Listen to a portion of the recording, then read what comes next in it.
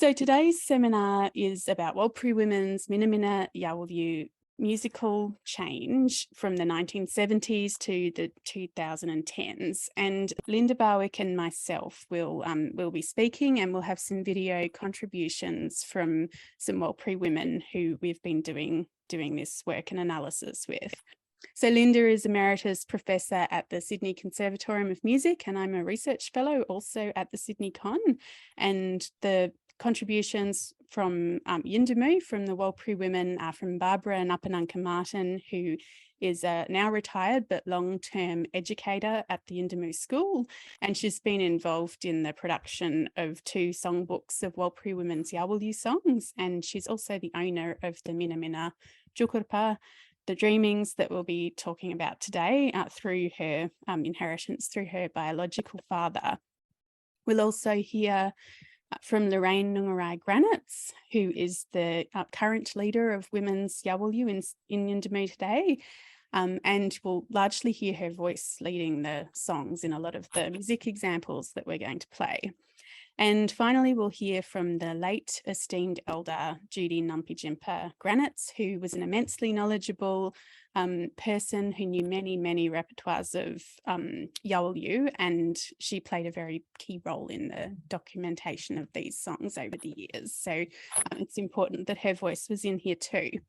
So this is research that's part of a larger project we've been working on since 2016, an Australian Research Council fund project called Vitality and Change in Warlpiri Song. And it was a partnership between PAW Media and Communications in Yindamu, the University of Sydney, and the Australian National University, through Nicholas Peterson, who had a role in the project as well. And we were working with archival materials and supporting contemporary performances. And a lot of this research has also stemmed back to our longer term connections with Warlpiri communities. And you'll see this, there's a part of the focus of our analysis today is a recording made by Nick Peterson's wife, Ros Peterson, in the early 1970s. Oh, I forgot to put my PowerPoint up. So I will do that now. I might actually just maximize the sound on that. So I'll just go back.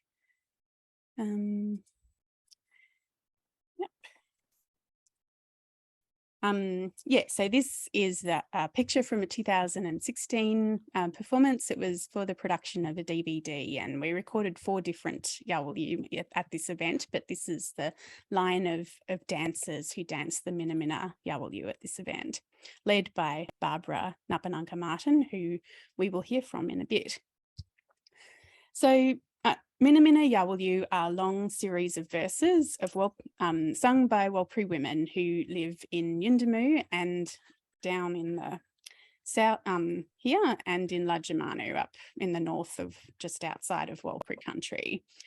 The story of Minamina, which you can see located here too, is about a group of ancestral women who came out of Minamina, a site in this far western part of Warlpiri country. So the shaded part is more or less representing Warlpiri country. And you can see this inset map here. This is the region of Australia where Warlpiri country is located. So the Minamina ancestral women come out of this site, and they travel westward across into Aluwada country.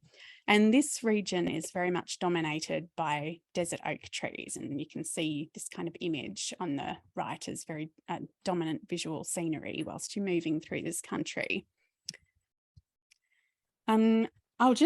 I haven't got the audio to play of Judy, so I'll just read out her words. She's telling the story. This is in 2006. And as I mentioned before, Judy was a very key senior song woman. She knew many repertoires and led the singing in Yindamu for many decades. So it's important that she's seen in this context for that story. She was a manager for the Minamina Jukurpa dreaming. So this one that we're singing is really from Minamina. This song is the one from Minamina way over to the west. At their home there at Minamina, the women are busying themselves. The women were really busy getting ready. All the Napangadis and all the Napanunkas. No men, there were only women there. The women stood up, ready to travel. They rose up like rain clouds. From there, like that, they stood up to travel away from their home. Yes, they stood up to travel to another place from their home. They stood up just like that. Then the digging sticks, meaning the ancestral women too, got ready to travel to another place, the dear things. Those Walarajara, the digging sticks and ancestral women at once, were going off to another place. We are singing about the desert oak country from afar. The bent over desert oaks are making a sad sound. So I'm now going to play a video where you'll hear some of the songs and see the kind of context in which they're sung, and you'll also hear Barbara Martin telling the next section of this Minamina story.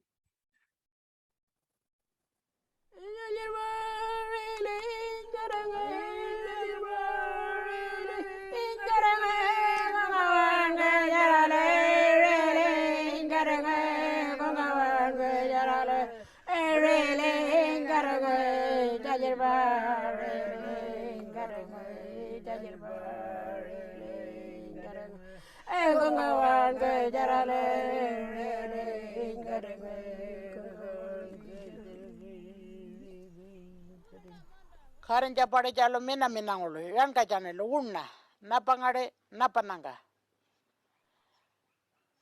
yan kajane le chanyin kawana chingi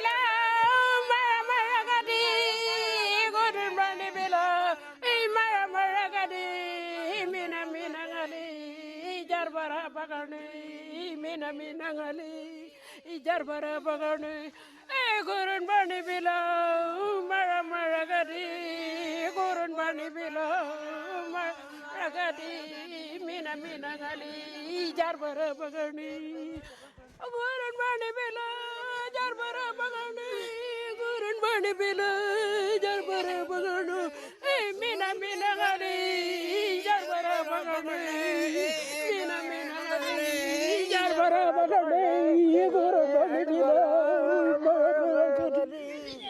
Kujaliu kajane warka kurgogora nguna jalnul warka koklalo nguna jane chuka irane nulu karpano kuja kayanga manjaware kareme wakar kurgula undin jano lu jingi nguna jano kakara liano undin jano lu kakara alrane wana liano mula kura liano kalko no bural pal pina nyina jane ira jare jalpa.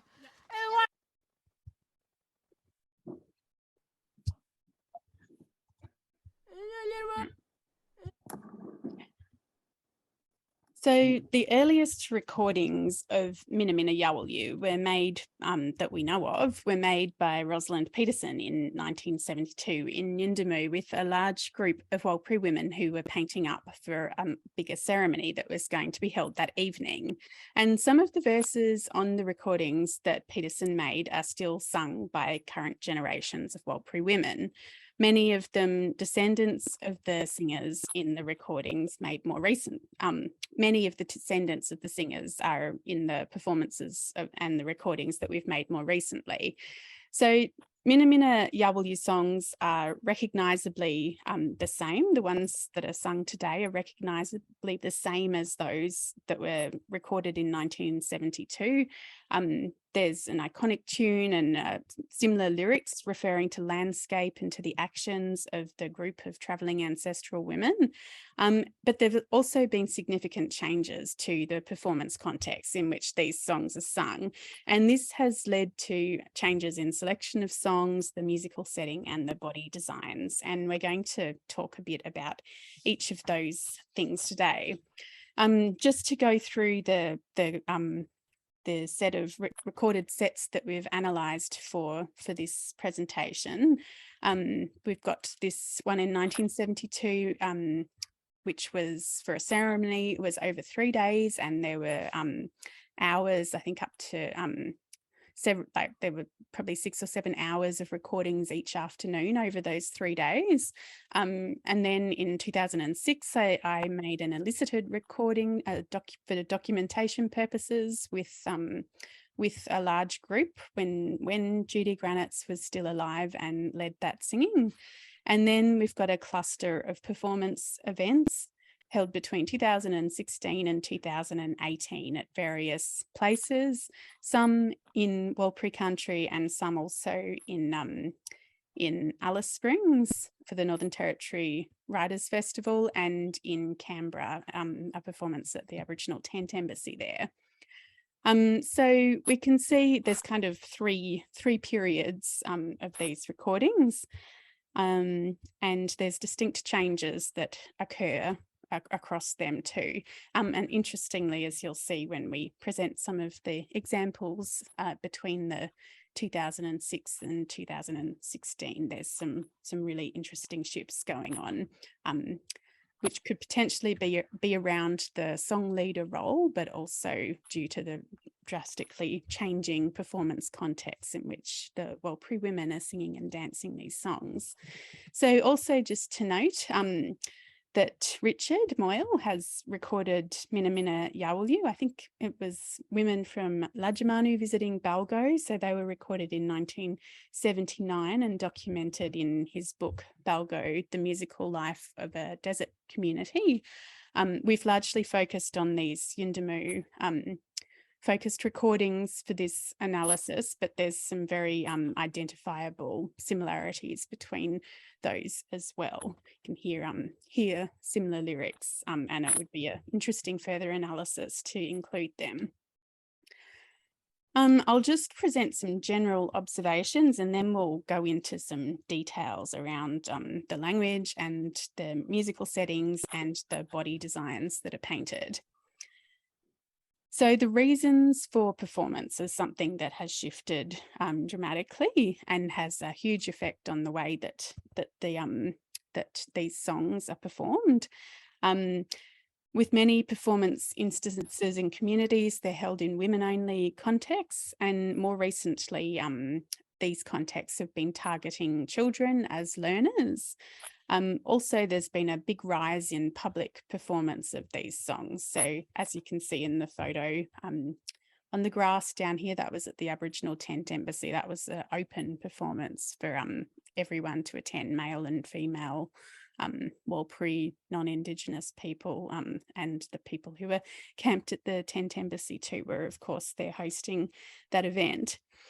So these performances become designed for these kind of contexts, and that produces all sorts of shifts in the way they performed. A big thing is a reduction in the number of singers and in participants. So in Ros Peterson's 1972 recordings, there were 42 people present. She didn't note exactly how many people were singing, and it was probably changing quite rapidly as people came and went. But from the audio, there's a sizable group that we can hear singing, led by Judy Napangari Martin. And nowadays, in a lot of the more recent performances, if we just flick back to this side, there's only sort of 4 or 5 key singers. And in the event, the events that include Warlpiri women from Alice Springs as well, there are a few more because there's a number of key singers who also live there. So So those events are very well participated. The shortening of the duration of the performance is huge. As you could see on that previous slide, the 1972 performances went over 3 days for many, many hours. And there were many, many women that needed to be painted up and the songs repeated whilst they were doing that. Nowadays, these tend to be very condensed events of only a few hours. The painting up can go on for several hours with a very short period of dancing at the end. And of course, in these performative contexts where there might be audiences coming to watch this, there's often scheduling demands from organisers which constrain these performances in really interesting ways as well. And finally, another general observation is just the reduction in number of verses sung. And so there's fewer verses sung, and then there's fewer repeated song items of each of those verses as well. And this is, probably to do with declining knowledge, but also with not as many people needing to be painted up. So they don't need to keep singing the same songs for as long. So just to go a few things about the language and some of the themes that come through in these songs. So Warlpiri women's yawulyu have very particular type of song language, which is quite different from regularly spoken Warlpiri. But Minamina yawulyu is described as being hard language, and it's not like some other yawulyu. So Ruth Oldfield, for example, has said that not everyone can understand these songs. It's only the really old women that do it, sort of considered an older form of Warlpiri. And this is not so much because the words are dramatically different from regularly spoken Warlpiri, but because the specific connotations that they bring up require very complex knowledge from many domains, and this is often only known by the very senior women. So singers in Yuendamu today have difficulty discerning and explaining the lyrics of Minamina yawulyu, contrasting them to other Warlpiri yawulyu, which are considered easy. Nevertheless, there are many focal themes that come through in these songs. One of them being this swaying movement of vertical figures. So this has already been alluded to in the stories that Barbara and Judy have told, and the imagery of the desert oaks standing across the country too. We can see this imagery in the image of the women standing up with their digging sticks over their shoulders, as you saw in the dancing, also alludes to that imagery. So I'll just play, I'll play this song so you can hear it from the 1972 recording.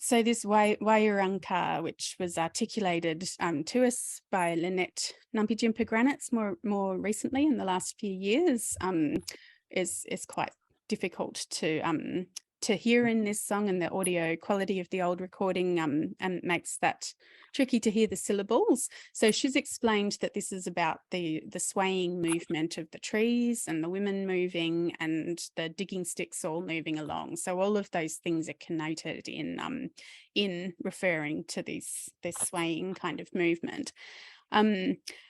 And these long, skinny vertical objects with swaying movements are the dominant visual imagery that's been carried on and is also present in more recent recordings. So we can hear it in this one as well. And I think Judy Nampi Jimpa before also used this word walarajara, here translated as digging sticks, but also meaning the ancestral women, and also meaning the dancers as they stand up to dance and bring up their digging sticks in a long vertical line. Walarajara, walarajara, minyera, nyera, minyera, nyera, gana yurbana, walarajara, walarajara, minyera, nyera, gana yurbana, walarajara, walarajara.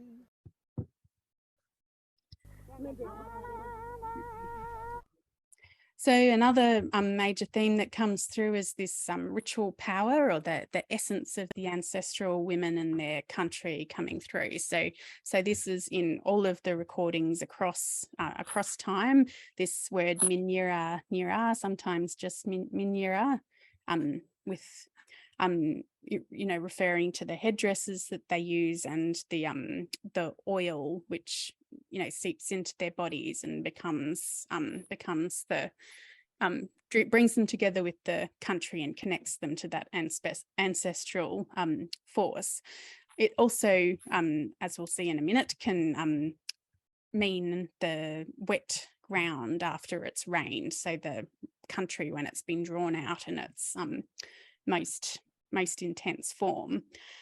I might skip over that so we've got more time for other examples, but but one last point on the place names, which I think we can see across a lot of songs. There's the flagging of place names, and this is also a very common way of telling stories, as you saw in both Judy Granite's and Barbara Martin's stories, is to flag the place names constantly. So this is probably the most important part of passing these songs on, and what is emphasised most by the women, most essential aspect of the Jukurpa and their core focus. Minamina and Janyanki, for example, you've seen are very key places along this Minamina line and focal sites to the ancestral women and to the present day people who connect to those places too. And just another small note on those themes is the many Minamina yawulyu from the earlier recordings made in women-only contexts had sort of taboo female-only topics, which in these more public events and in the events which include sort of the teaching of very young children are skipped. So this is a very key change, as this emphasis on places and country and these sort of thematic visual imagery of country and of the dancing and connecting to that essence. And those other topics are kind of left out a lot, except when it's just sort of the older senior women together, which isn't a very common performance context nowadays. So we've got these are from Ros Peterson's notebooks. They're the body designs that were painted in 1972 across the 3 days when she recorded these songs. As you can see, there's 12 of them here, and they're all different. And they're given, I think it's a result of a far lengthier period of painting up and many, many more owners of Minamina who needed to be painted were present at that event. And yeah, there tends to be fewer people present. So it sort of increases, their longer performances, and they've got more of these body designs being painted. We didn't have any body designs painted in the 2006 recording because it was elicited in a room, not in a ceremonial context, but we did have them in the dancing performances for 2016 to 18, and there's some distinct shifts going on there. Ros Peterson also noted in her notebooks the painting of ritual, the ceremonial pole, the kuturu in the middle of the ground, and the yukurukuru dancing boards, which they were using for their dancing, and also belly designs, which are not commonly done nowadays. There's an emphasis on painting the chests and down the arms instead. And they're often associated with very specific healing songs. So that's a big shift as well away from them. And as you can see here in the ones painted across this period, these performances, there's really only these three in this corner are variations of each other. And this one with the circular pattern was painted copying from an old photo, because this lady who was painted was specifically connected to that country, and there was a photo of one of her aunts painted with this too. So it was copied. So this is the main design done painted nowadays. And as you can see, there's very slight variations. One of them has a circular pattern on the shoulder and the others don't. And then I think these are just embellishments as well. So I might pass to Linda now, who's going to talk about the music settings. Yes, thanks, Georgia, and please bear with us. There are a few little complex things that Georgia's going to have to do for me on this slide, so I hope they'll work. So I just thought for this group it would be interesting to have a bit of a closer look at some of the changes in musical settings across time. The first thing to say is that the individual texts, the rhythm and their tempo are conserved across the from 1972 through. So they're basically those basic identifying aspects are conserved.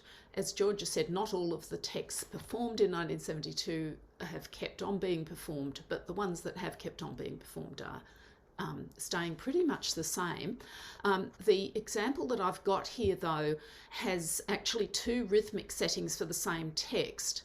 And the second rhythmic setting there was only performed with dancing. Now, this highlights another factor constraining the analysis, which is what was actually recorded. So Rolls Peterson, I don't think, recorded very much of the singing while dancing was going on. So we don't know whether this dancing version of this song would have been performed earlier, but whatever, it turns up this way. Now, one of the characteristics you might have picked up when Georgia played some of the earlier examples is that the songs are repeated in the text. Two lines in each song are repeated over and over again. So a song item will consist of 2 lines of A, 2 lines of B, 2 lines of A, 2 lines of B, 2 lines of A, and so on, until the melody has been completed. So this means that there are different singers actually have different ideas of how the text should be set on the melody. And so very often when there are lengthy repeats of the same text, as we found in the 1972 recording, we can observe that there are many different solutions found to the fitting of the text on the melody. And here I just want to draw attention to one of those possibilities, which is that the text cycle, the order in which the lines are presented on the melody can be flipped, so that in the first example we're going to hear, the A line, that is Minamina Pelalankijinya line, is repeated first, and then you'll hear there's a bigger group that comes in for Japinga Pelalankijinya at the beginning of the next melodic section. So let's have a listen to that. I think we're going to just play the first couple of sections of it, Georgia. If you can do a click, hopefully it will bring up the music example. Yeah. Minamina,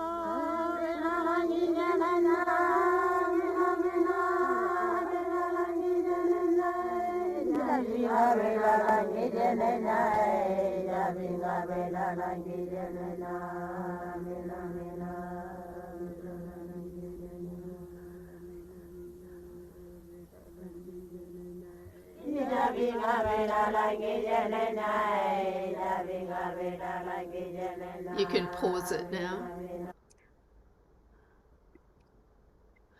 Okay, so hopefully you were able to pick up that the singing started with some high singing on text line A, which was repeated. Then the whole group came in quite strongly on text line B, which was repeated, etc. Now, sometimes, as I said, this is flipped. Here's another example from the 1972 performance. Just before Georgia plays it, just to say that the very first part, it's a little bit hard to hear, but it starts with Japin Kapila Lankijaninya. Yep, play it, please. Whoops. Yes.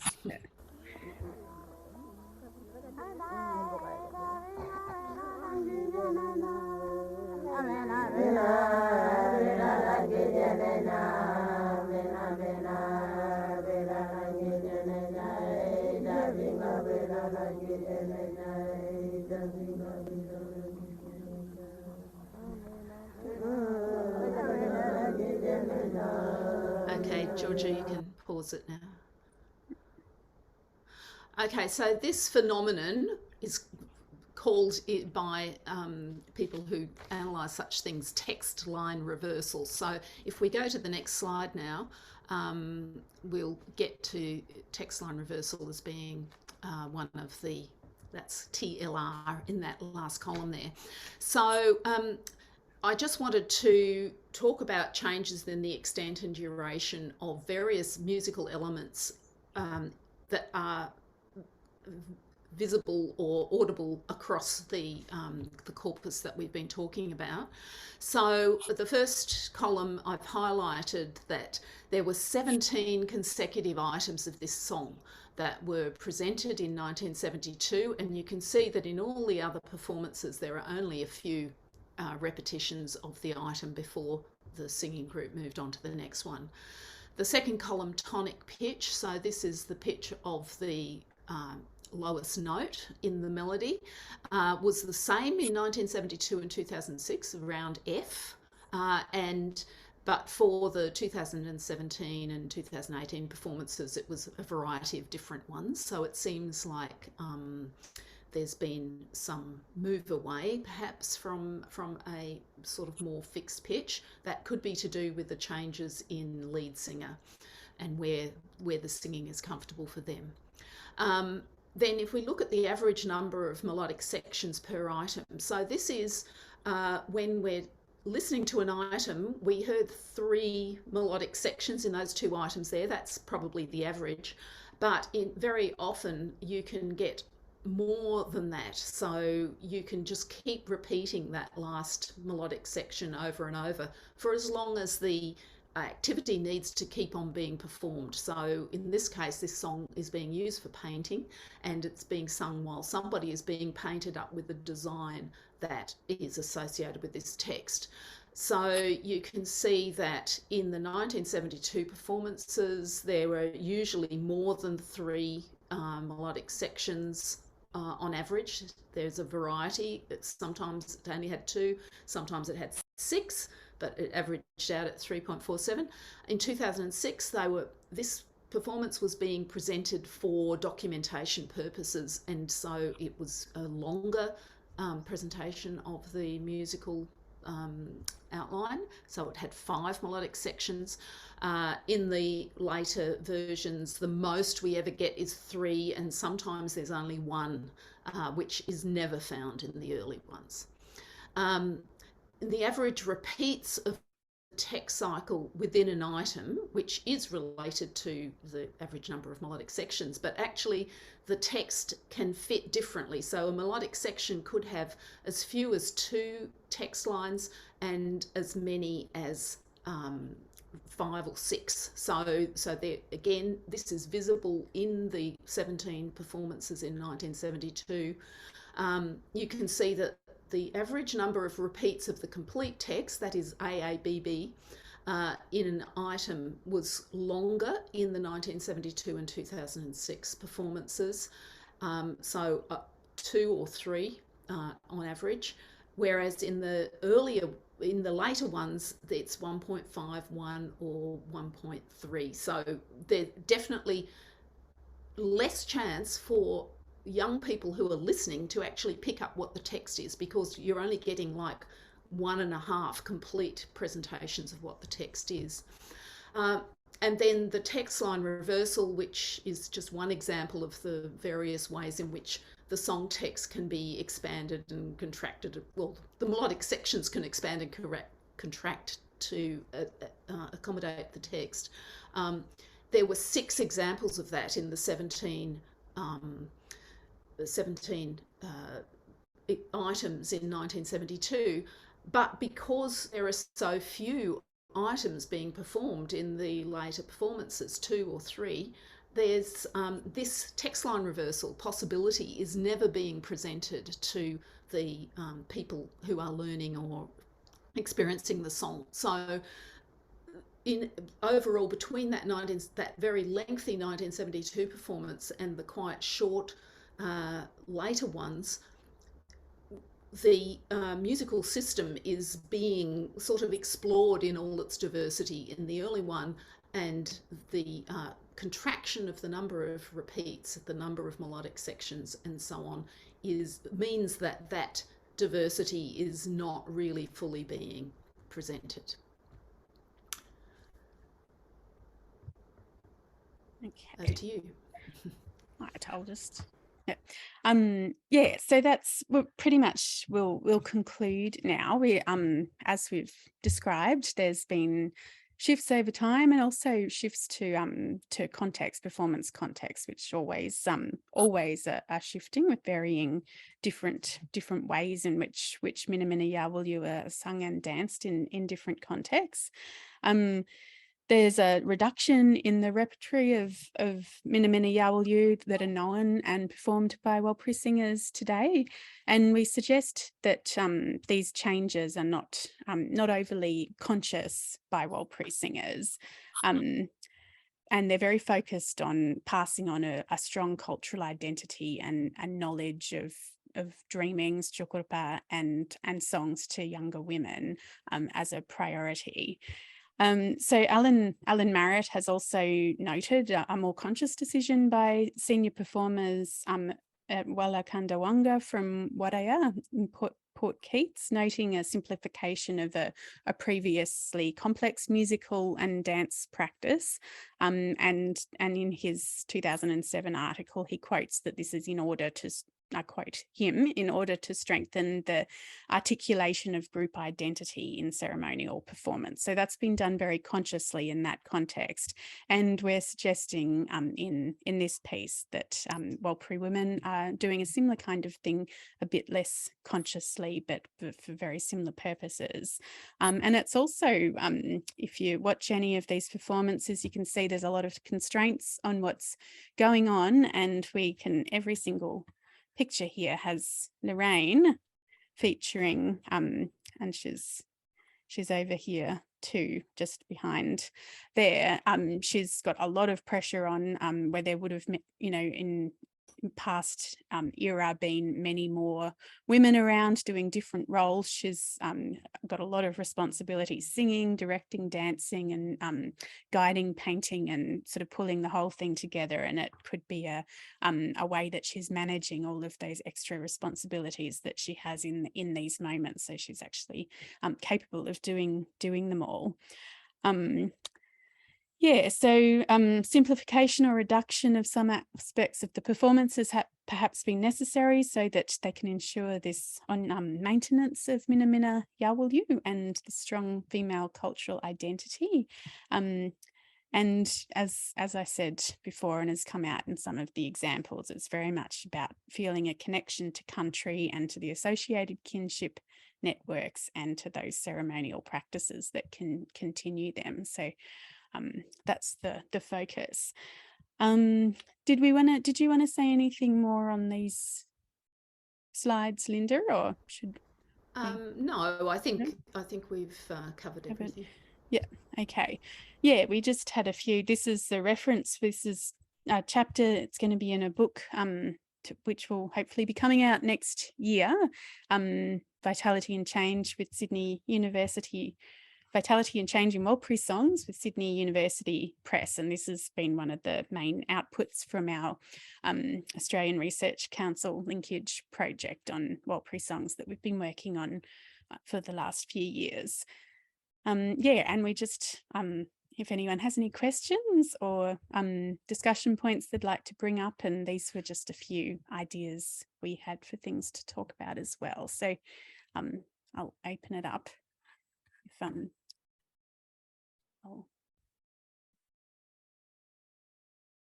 yeah, I might try. Maybe we can ask people if they would like to ask questions in the chat, or alternatively just put your hand up and we can call whoever has got their hand up.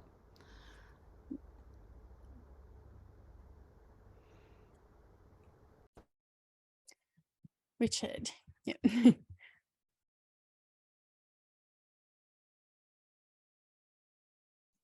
Okay. Noting that there's fewer opportunities now for younger people to learn the songs if they're present during a performance, makes me wonder: are the women singers recording themselves and then allowing the younger people access to those recordings?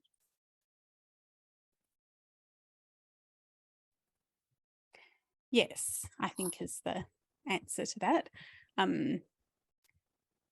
Yeah, and we've been working on sort of platforms to make those more easy to keep hold of too, so they can't be lost and people don't have access to them for a while. And I guess one of the big things about that is that particular kinds of recordings, like for example the 2006 recording with Judy Numpy Jimper Granitz, who's sort of well known to everyone as being a very knowledgeable song leader. That one's prioritized, so the version of Minamina yawulyu in that particular recording is listened to a lot, whereas the other ones aren't so much. So yeah, there'd be very big impacts on as we've kind of brought this up in our question there as well, the impact of recording and audiovisual media on the way that these things are being passed on is quite big, I think.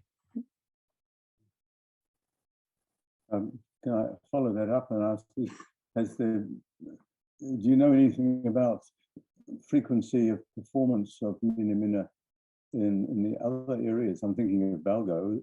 Is it still performed at Balgo? Yeah, I don't know about Balgo specifically. It certainly is in Lajamanu, and I guess if the women from Lajamanu are travelling to Balgo for events, they would be singing it. Yeah, we've got a few recordings from more recently from those women as well. Yindamu women have kind of shifted their focus, I think, a little bit and travel more south and southwards and don't join those events up that way as often as they probably did in the past. So it's yeah, very, very much the Lajamanu side of it, which are very similar songs and all interconnected kin and everything as well. Yeah. We've got a question from Don. Yeah, thank you, Georgia. Thank you, Linda, for a very interesting presentation and insightful. Just a quick question. You've been working with these people for quite a long time. I'm sure you played all these examples to them numerous times and discussed these changes with them. What's the general reaction from the performers about these changes? I mean, obviously they're aware of them. Do they bemoan these changes? Do they just look upon it as, oh, that's just what has happened over the years, or what? I'm just wondering what their comments may be. Thank you. Yeah, so I think there's a lot of nostalgic kind of feelings, just memories of a era where things were different. And I guess a feeling of loss of things as well is probably the other side of it. It's enjoyment of listening to these things from the past, because they remind you of different ways that things were, and also loss. It's been quite interesting listening to those Minamina, the really 1972 early ones. They're immediately identifiable as Minamina, but there was very little the present day generation could sort of pick up from them. It took a long time.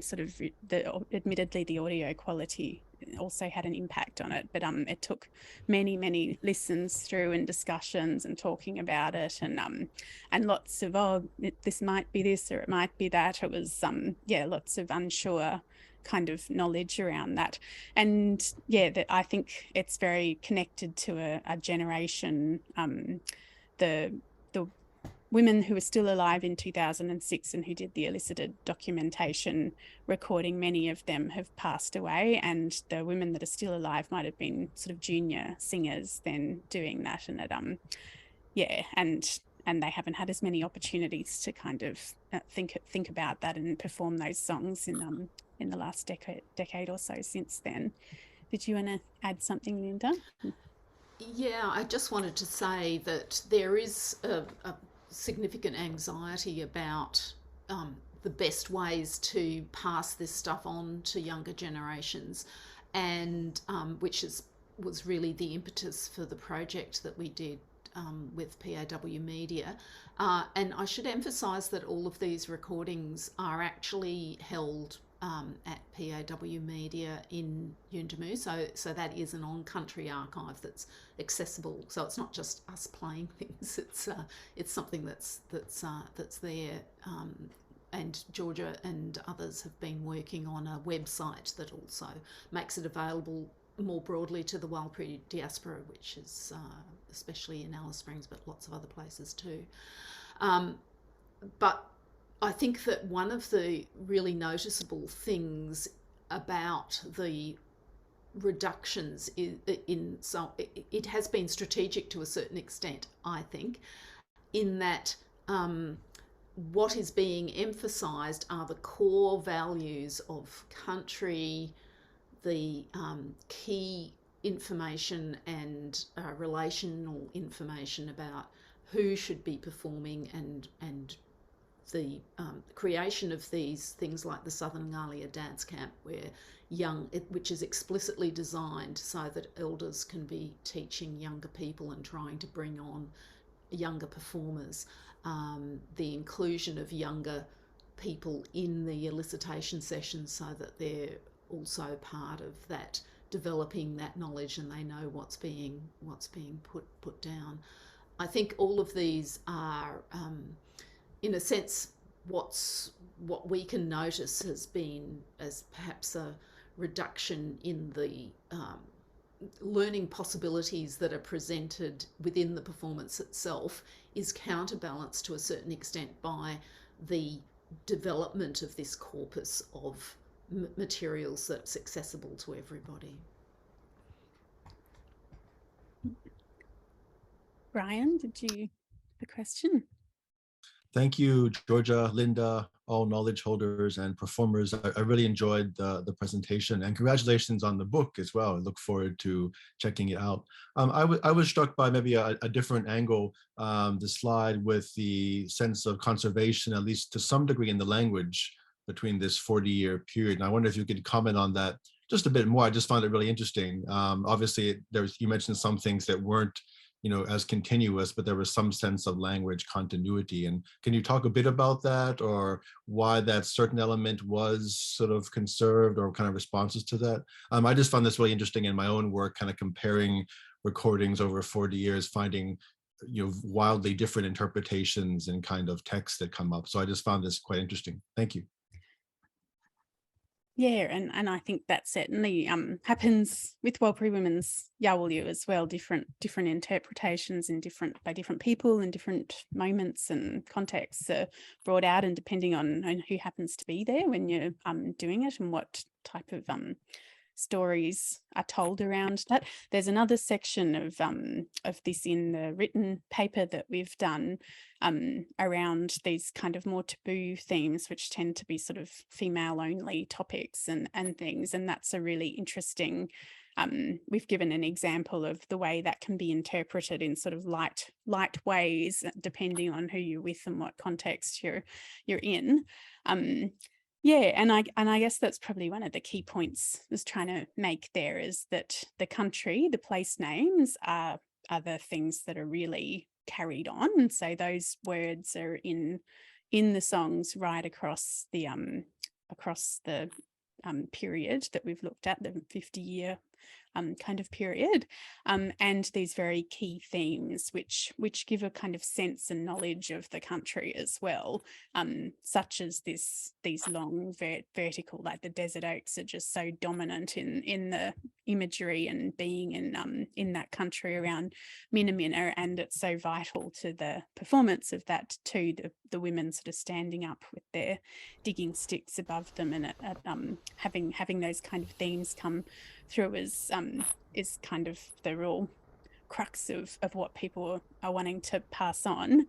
And then that other one around this sort of fat, I think Minura, it has many different interpretations. As you can see, sometimes it's a headdress, sometimes it's dripping fat falling to the ground, sometimes it's the smell of the earth after it's rained. But at its essence, it's about, this intrinsic thing that's the ancestral essence within people. So it's these really important things that are being held on to there, and and then these, oh, sorry, I didn't mean to play that. Did you want to add something, Linda?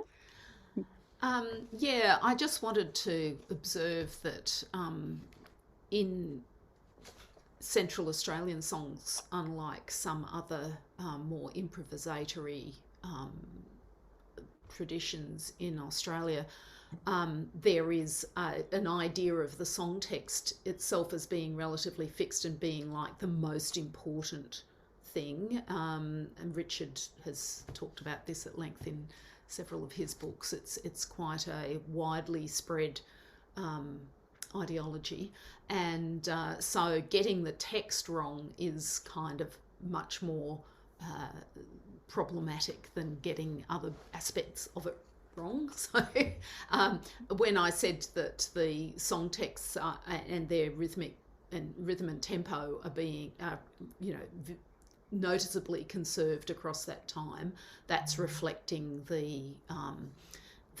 importance, the central importance of these texts as the utterances of the ancestral Minamina women. Thank you all. Thank you both. Very interesting.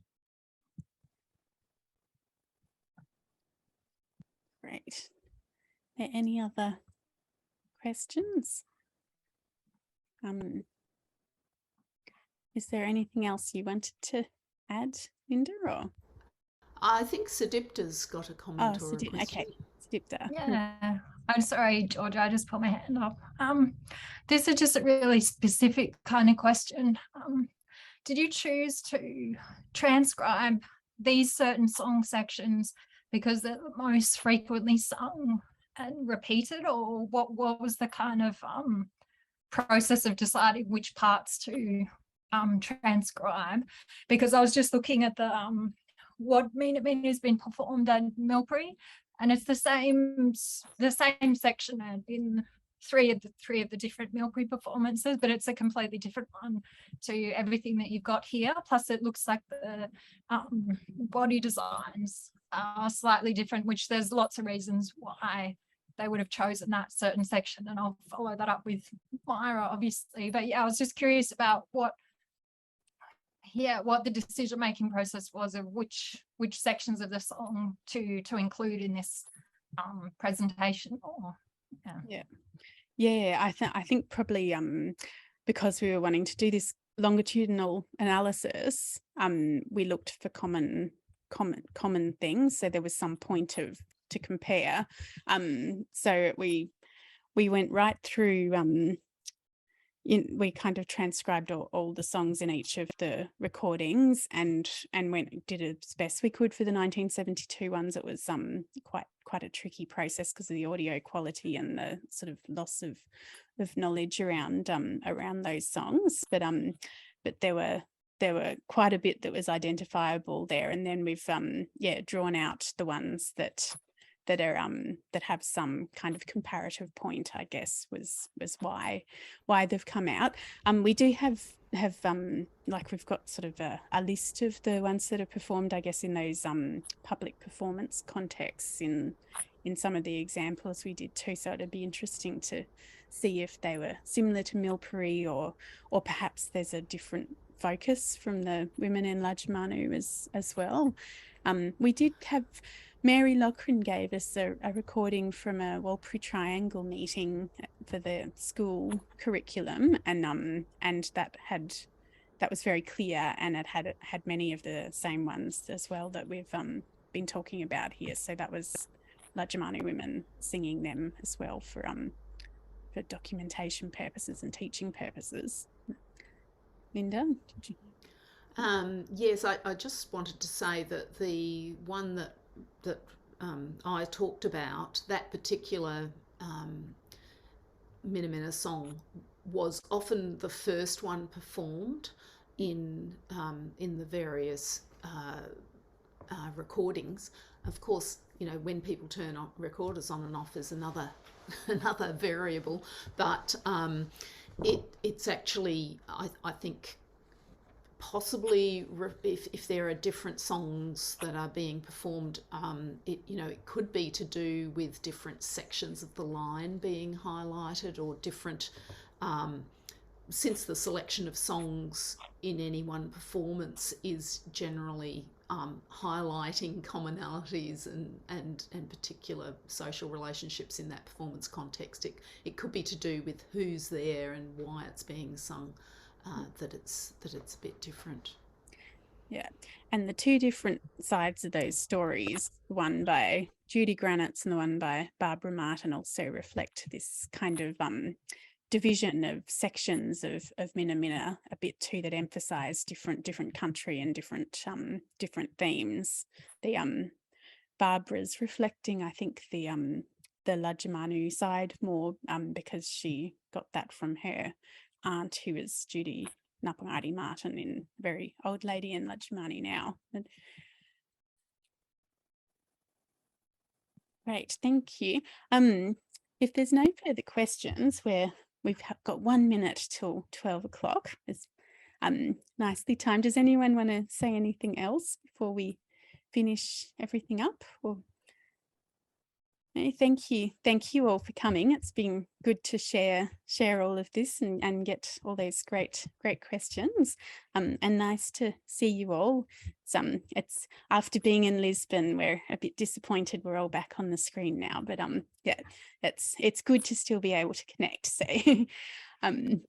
yeah, we'll look forward. Next month we have Amanda Harris and Stephen Gagau from Paradisec, and they're going to be presenting about the True Echoes project, which Don's also involved in, and they've been returning very early recordings to the PNG diaspora, and there's been some really interesting musical responses to that. So they're going to talk about that next month in September on the 22nd. All right, well, we might finish up. Thank you. Thanks, Linda, for presenting, and thank you all for coming. Thanks, everyone. Good to see you. Bye. Bye. Yeah.